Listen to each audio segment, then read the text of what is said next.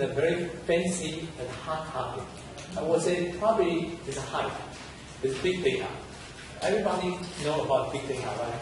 It's like a gold mining. And that's why I choose the title of the golden opportunity. But is the big data really the goal, or just something like a bubble in the 1990s, those .com? So I think I would like to give you some different perspective from the geographical information scientist perspective, see what can we do utilizing the big data, and what is the challenge in this research area. We created this startup company called PathGeo just a few months ago. So the company is incorporated on February 1st, so just a few months. But the idea is we use GIS to try to provide the geo-targeting real-time impact tool for the business application, like marketing, reputation management, or the resource management. Yeah. So we have some team members derived on the projects. So today, I'd like to highlight all this research and the company emphasizing on the big data. But what exactly is big data? And a lot of you, how many of you have seen this diagram? This is a very popular one. Yes. So some people think this is a big data. So traditional, the general public, the concept is the big data is big, right? So the volume is big. Because it's so big, so the traditional software and tool cannot analyzing those big volume of data. So I highlight that there's a big volume of data. There's so many different types of data, variety of data, and also the velocity, the generation, the speed, very quickly. And the big data also has a great commercial value on the different industry, like retail, consulting, the food product. In the public health device, they have billions of dollars potential using the public health record, medical record. So there's a lot of research emphasizing that. But my question is this really the big data? When we talk about big data, is really because the size matters? Well, I would argue that size, the volume, is not the criteria to become a big data. So what I will argue is the big data is a hype. It's a big data on the scientific research is a paradigm shift, or for the business aspect is an opportunity to provide a business strategy, business insight. Or actually for our society, it may create a very serious problem, like privacy. I'm going to highlight the privacy problem later on.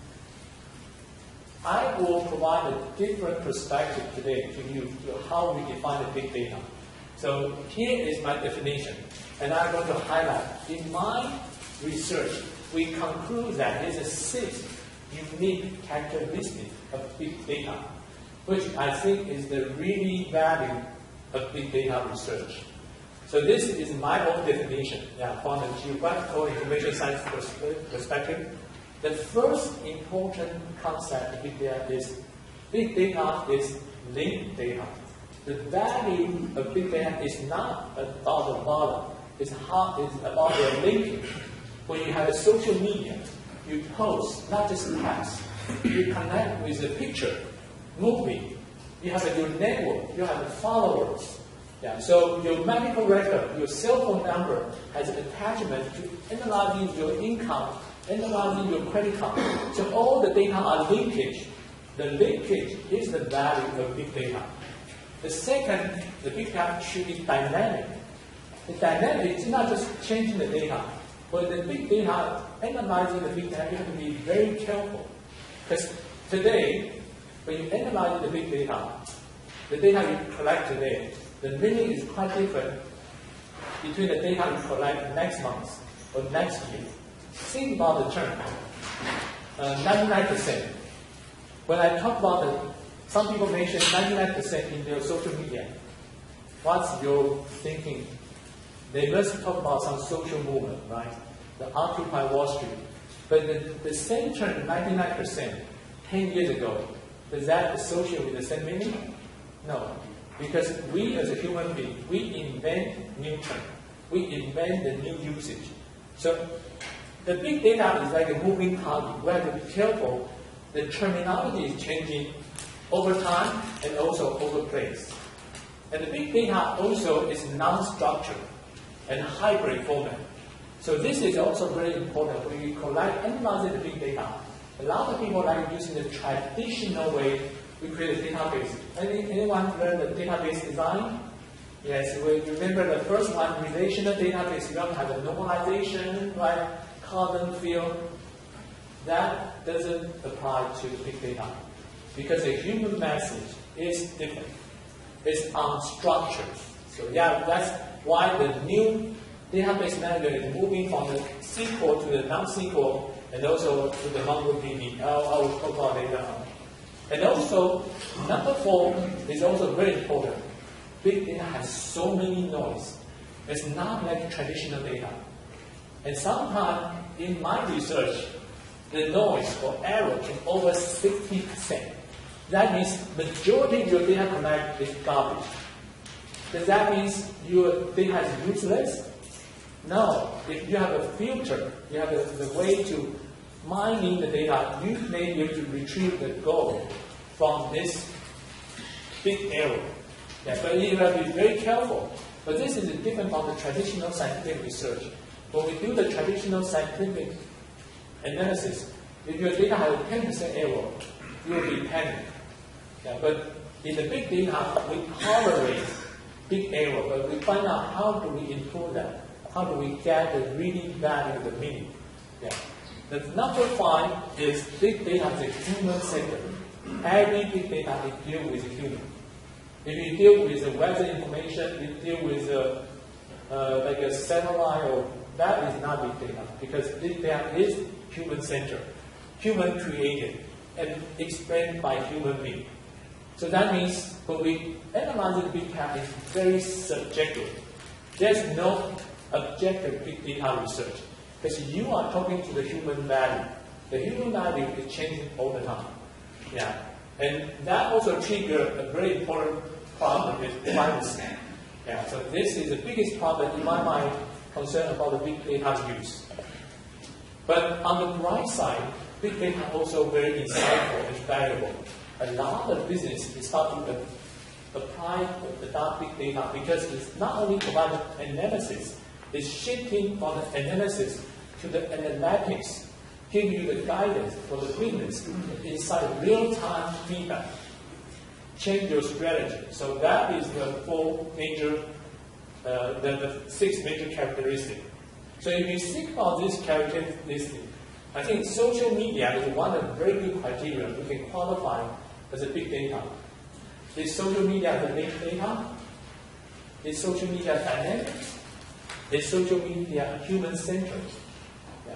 But on the other hand, traditional, when we talk about the census data, there's a millions of records. But are they dynamic? Are they linked? Are they human-centered? Well, some people think census data is human-centered. So some people would categorize census data as a big data, but some would say no. Yeah. So my argument here is that big data is not just because big. I was not very happy when I see this cover from the Nature journal. They said big data size in the petabyte area. That size petabyte doesn't matter. What does matter is how complicated this data can be retrieved, can be linked, can be analysis.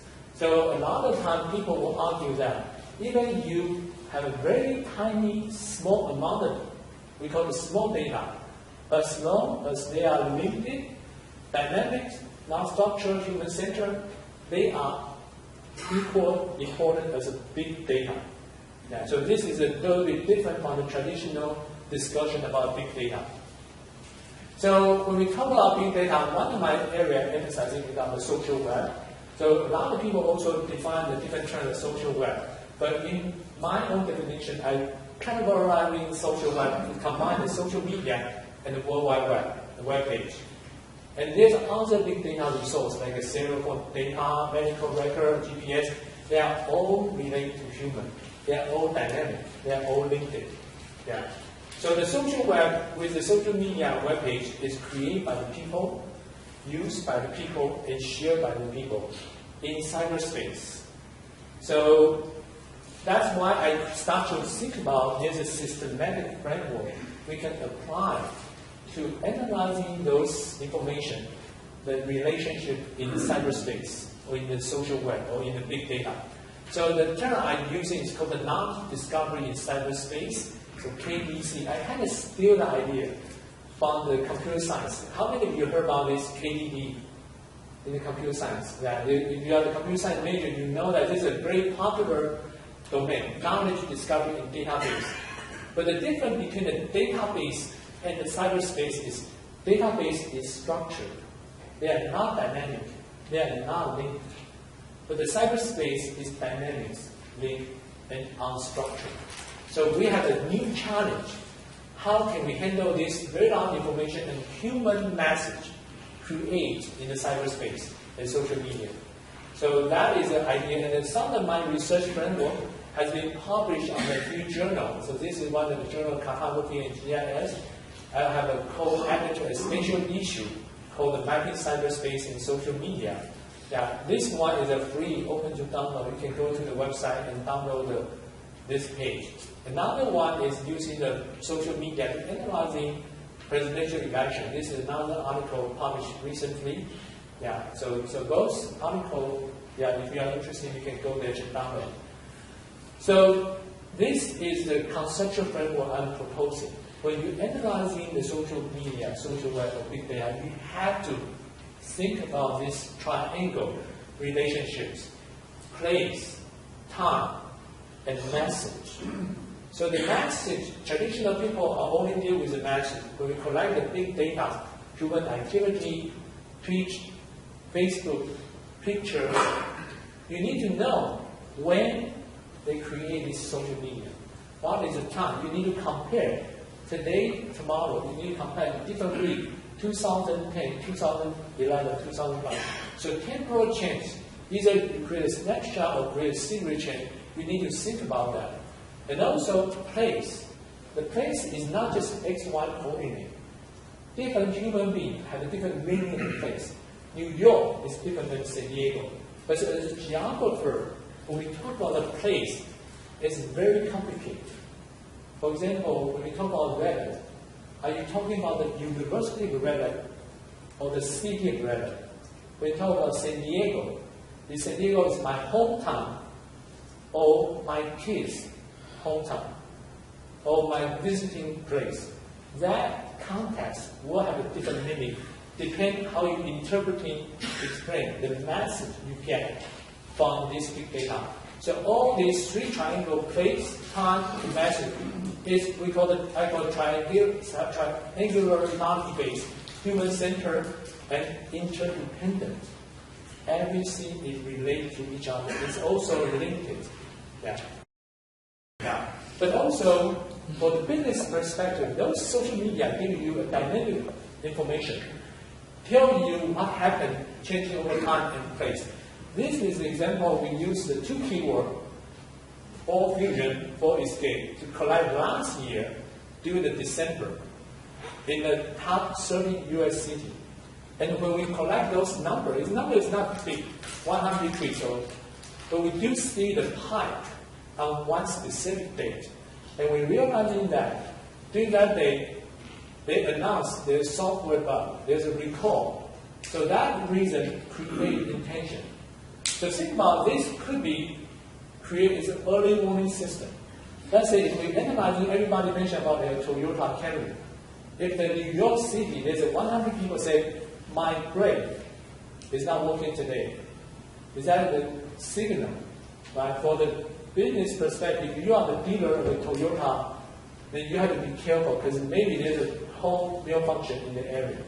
So we collect the feedback and convert it into the temporal change, detecting something unusual happen. But also, we can also, from the marketing perspective, we can see how the people's preference. What did you like your car? What kind of color could be? Last year, we also do the 2 keyword analyzing the social media peers and the board. So we just analyze the keyword. We didn't do any sentiment analysis like a good or bad or like or dislike, just by the volume. You see, in California, which one is more popular? Prius or Volt? Prius. Yeah, because much more people talk about Prius than Volt. But in Michigan, Detroit, the Volt is much popular discussion. And this discussion will reflect to the actual marketing sale. I don't know. If we have some retailer data, we can verify. We can correlate it. Yeah. So you do see that every city has different pattern. So when we analyze the social media, we have to be very careful, not put everything into the single US. Every state, every city has a different character. So that's why the big data is changing over time and over place. So we can see this also, we can analyze a single city, what's the attention between the Volt and Prius on week 1, week 2. If you have a marketing campaign, if you put $1 million in San Diego, you need to see a pike on the next few days if you spend that. If you don't see that, that means your marketing is not very successful. So this is not only kind of marketing feedback, it can also be used for marketing assessment. How successful your campaign to create the buzz, the hype in the social media, in the business, the customer conversation. We also can link the information to the weather. Like if you are relocating the sale, so the linkage is not only the hyperlink to the multimedia, but linkage can also link to other information, census data, weather information, and also link to other people. Yeah, how many people follow you? How many people you follow? And this is an example we are analyzing the presidential campaign last year. And then you can see this is the Obama Twitter account. This is the Mitt Romney Twitter account. And those blue line, this means that person is a pro-Obama. And the red line, that means that person is a pro-Romney. But when you see this one, you can see this, the Romney is very close to Sarah Palin, Fox News. But when you see the line here, you find out that for the Mitt Romney, majority line is red. There's only one blue line, which means if you are Republican, you are not following Romney at all. You don't care. But Obama, you can see not only the blue line, there are the red line. That means if you are the Republican, you do want to monitor what Obama is saying, just by analyzing the network. Yeah. So here's another one I would also like. If you go to LinkedIn, you can actually create these maps in the LinkedIn about your maps. So this is my map, my social network. You can see this network is my startup company, or my relevant, like the customer or the employee. And this is my university school. And here's my other research component. So you can use in those social network connections to analyzing those patterns. Yeah. So the next one is the big data is non-structured because it's created by human beings. We are not trained as a structured information message. Yeah. Yeah. So those NoSQL database is best for analyzing those big data, which is generated by human beings. Yeah, or text-based. So you can see that social media, big data has different variety of formats. While the web page, while Twitter, Facebook, YouTube, every single different type of social media has different content. And how do we integrate them together? How do we create a linkage, combine? So that is also the very big challenge in the big data research. So here's another problem on geolocation. Remember I showed you that when we collect those Google information, we are converting using the server into the location. But we also realizing that those server location is not 100% correct.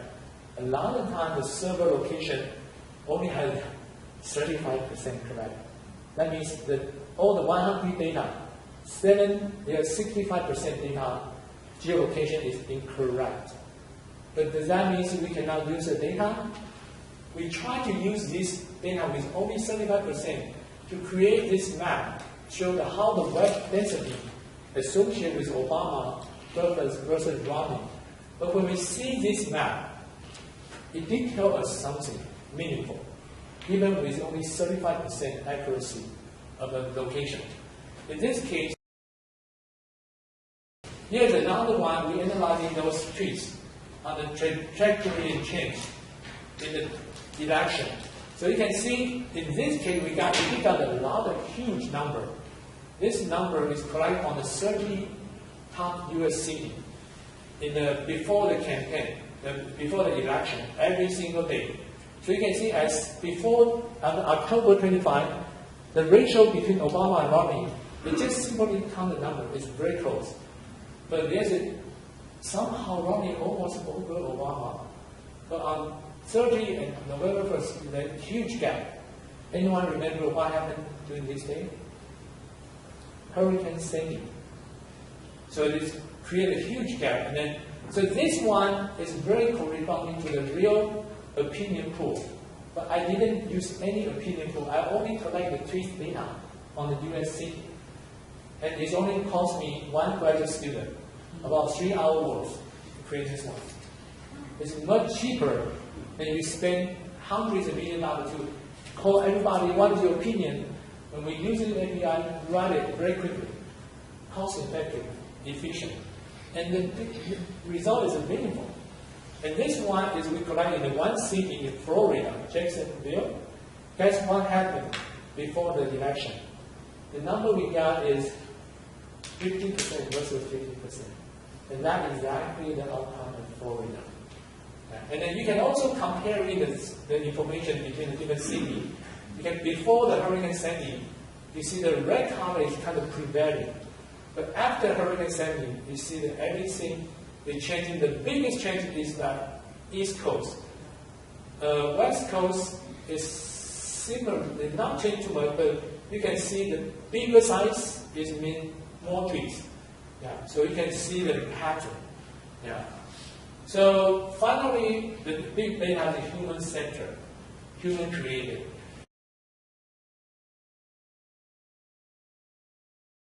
Because everybody has different weight. Some people have small potato, some people have big potato. So we come adding their follower. We find out that sometimes the follower maybe have a bigger influence and disconnected. This could become negative. So we have to think about different aspects. Yeah, so you can see this is actually exactly how many people follow and how many people remove. Yeah, and also we can analyze the behavior, like different Twitter pattern. How often did you tweet? When is the most popular time to tweet? Morning or afternoon? And then when you are using the social media to the business marketing channel, you want to know when they check their social media. So you can see the temporal pattern between the different topics. We can also see which weekday has the most popular activity. And we found out on Sunday, a lot of people don't want to tweet on Sunday. On the Tuesday and Thursday is a higher percentage activity. So you can understand the behavior of those users. And also this is the time, on the time. And this actually, on the week 4, you see the majority tweet is between the 4 p.m. and 6 p.m. on Saturday. Anyone can guess the reason? Because that's the football game. The first Aztec football game on Saturday, October 31st, between that time. Yeah. So finally, the big data is insightful, valuable, provide those data analytics. So the company emphasizing on the geo-targeting using GIS to analyze the social media. Now we do a lot of consulting services. We also try to develop software and services product. So we are still trying to explore our business model. Yeah. But before I conclude my talk, I will say that the big data is a very interesting topic. I will say it has a tremendous business value. It depends how we analyze that. Yeah. But we need to know what is a distortion. and the cartographer also. I think when you do the map projection, you distort the reality. But if you know the parameter, you can trace back and predict the real what really happened in the real world. But finally, the final thing is talk about the privacy. As I mentioned, the big data is Big Brother. My company is watching you, watching your tweets, watching your social media. How can we find a balance between commercial value or research value versus privacy? That is also the very big challenge we need to fix out. This is one example I can say. How many of you use Google Street View? Yeah, a lot, but how did you use that? Did you use to pick your neighborhood backyard? This is my neighborhood backyard. I don't know they have a ping pong table, but with the Google Street View, we do. This is my house. It seems like an okay location, right? But does this picture tell you when they're taking this picture? Can you tell? There's a Santa cloud. So they're taking the picture during the Christmas time. So the picture I can reveal not only location, the time, spatial, temporal information. So we have to be very careful when we connect those data together. There's a lot of information will be revealed. So that will conclude my today's presentation, and thank you so much for listening.